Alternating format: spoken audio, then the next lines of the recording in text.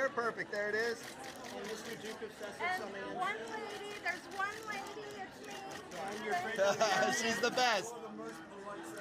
Thank you so much. Nuh-uh. Thank you.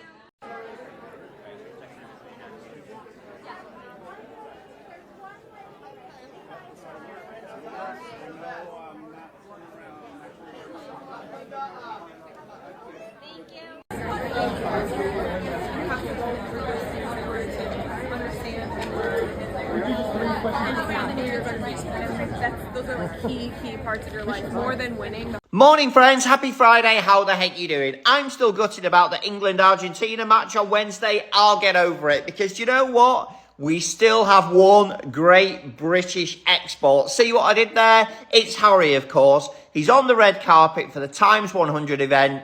He's literally been nominated as an influential leader in his category for his service to sport, including Invictus. And I was just amazed by how polite he was to photographers, how relaxed he is, how he's able to converse with people at their level, and secondly, just how healthy he looks.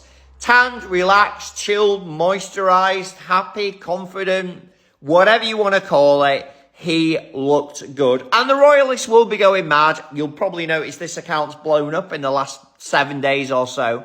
The Royalists will go mad because Kate and William will be just off on holiday all over the summer and they can't achieve anything like this guy can. This guy puts his mind to something, focuses it and makes it from an idea on a piece of A4 into a proper event, changing people's lives all over the world for the better. Whatever he says he'll do, he does it, focuses, shows up, do good, no drama. The other lot, what have they ever achieved? Kate did a little walk, allegedly. That's it for me. Hello, Squaddies. Happy Friday.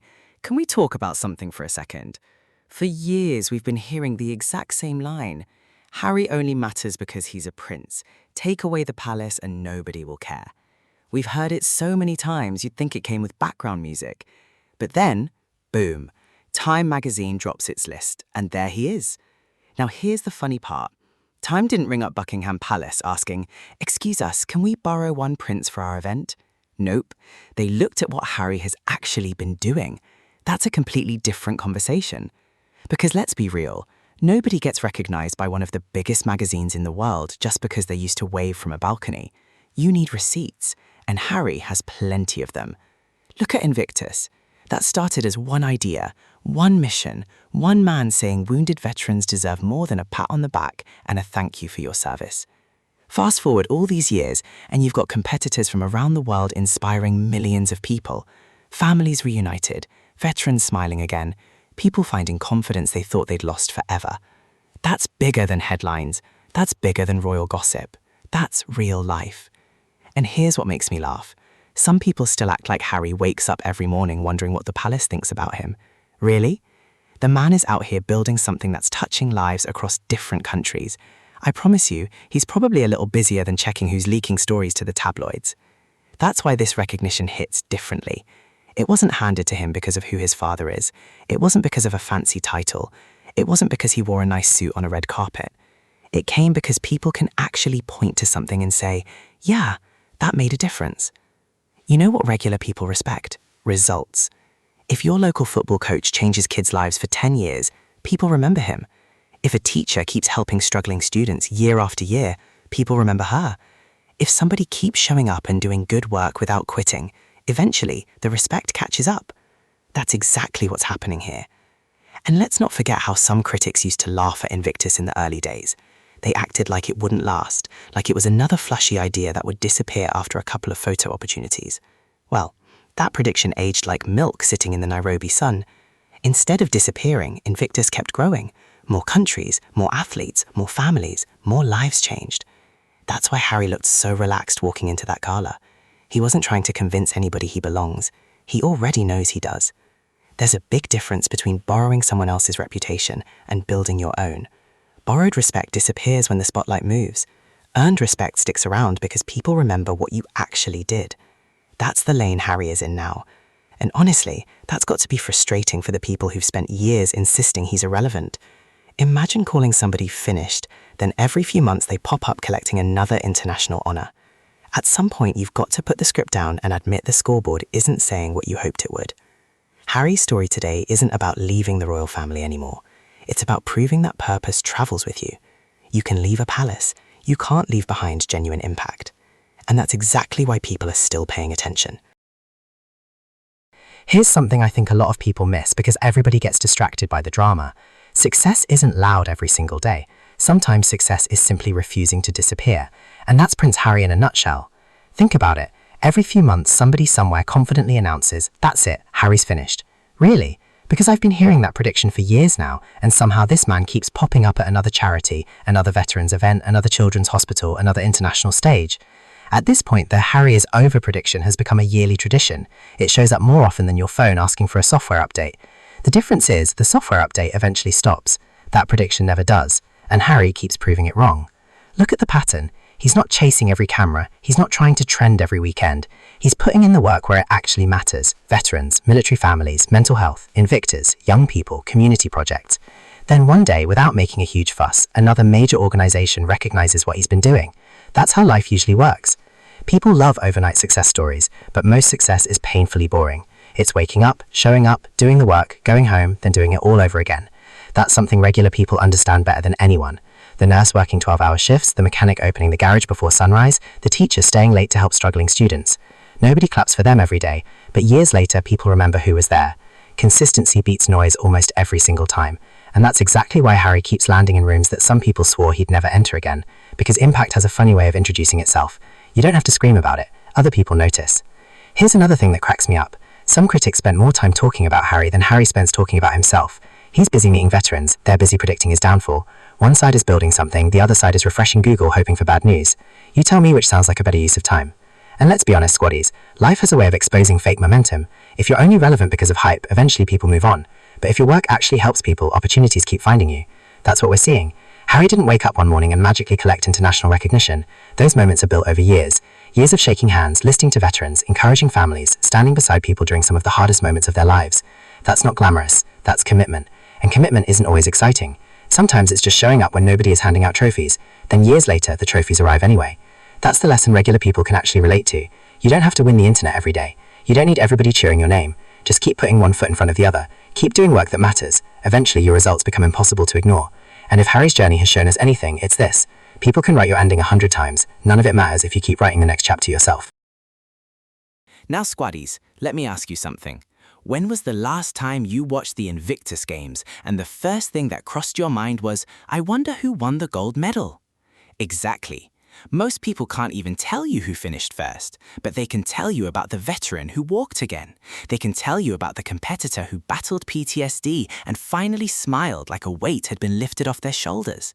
They can tell you about families crying in the stands because for the first time in years, they were seeing hope instead of heartbreak. That's the magic of Invictus. It flips the whole script.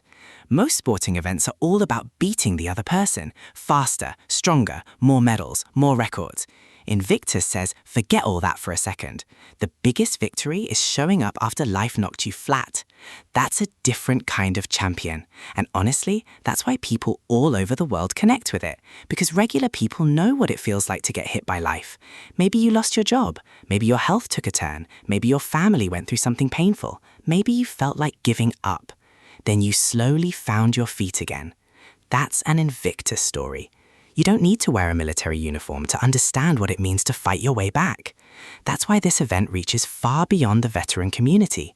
It's about resilience. It's about refusing to let your worst day become your whole life. And here's where Prince Harry deserves credit. He didn't build something that lasts for one weekend and disappears. He helped create a place where people lift each other up instead of tearing each other down. Let's be honest, social media could use a bit of that these days. Sometimes I scroll for 5 minutes and wonder if everyone woke up angry at breakfast. Then you watch Invictus, competitors from different countries hugging each other, cheering each other on, celebrating somebody else's success. Imagine that, people being happy for other people. What a shocking concept in 2026. That's why respected organizations keep recognizing Harry's work. They're not handing out praise because he gave another speech.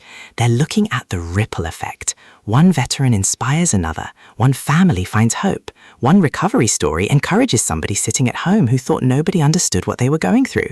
That impact keeps spreading.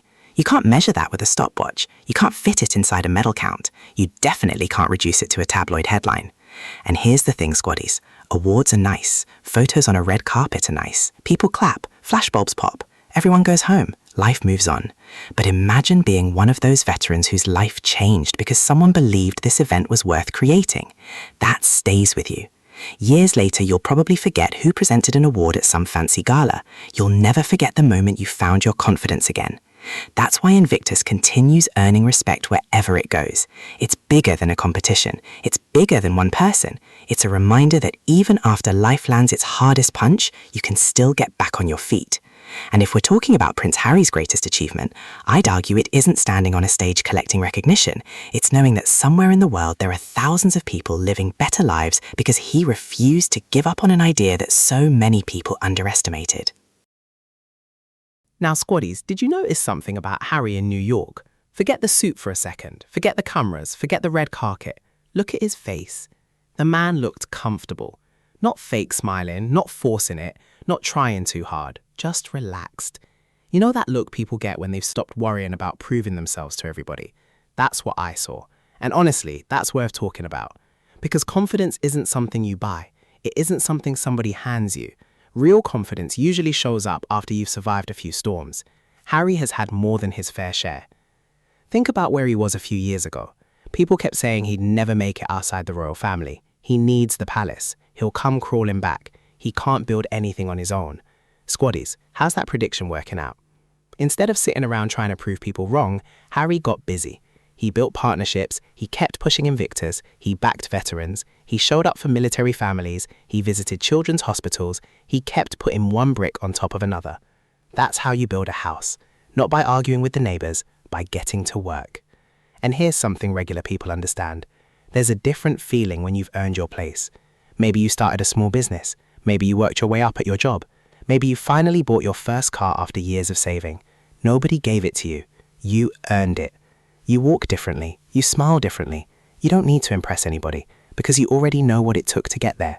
That's the energy Harry gave off in New York. He wasn't acting like a guy hoping people would accept him.